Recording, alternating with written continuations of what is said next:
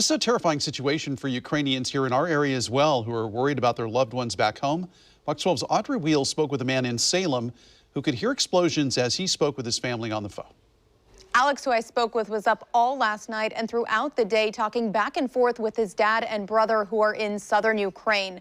Now, to make matters even worse, he was supposed to be there right now for his mother's funeral, but couldn't go because of all of this.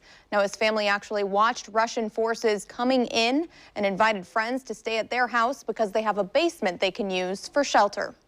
I talked to my dad and like, should you leave? And he said, you can't run from a rocket. It's an unthinkable situation.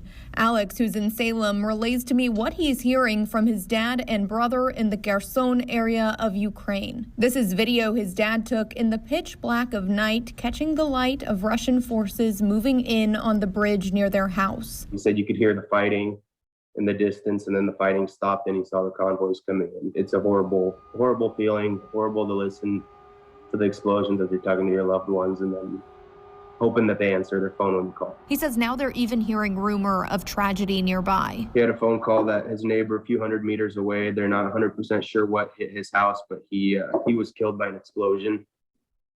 So it's sad. I mean, there's no words for it. It's not just Ukrainians watching in horror. Natalia Slutsky is from Russia and lives in Portland now.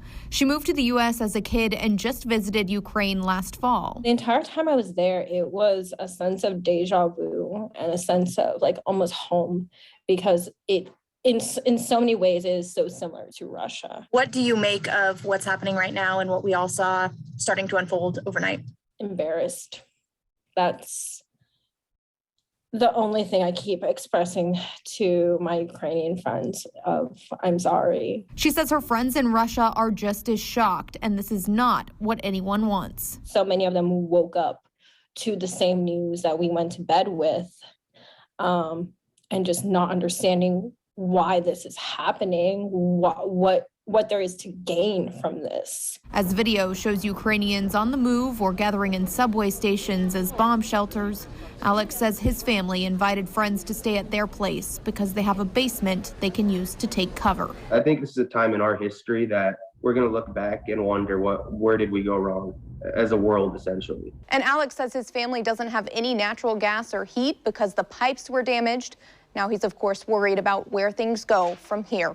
Reporting in studio, Audrey Wheel, Fox 12 Oregon.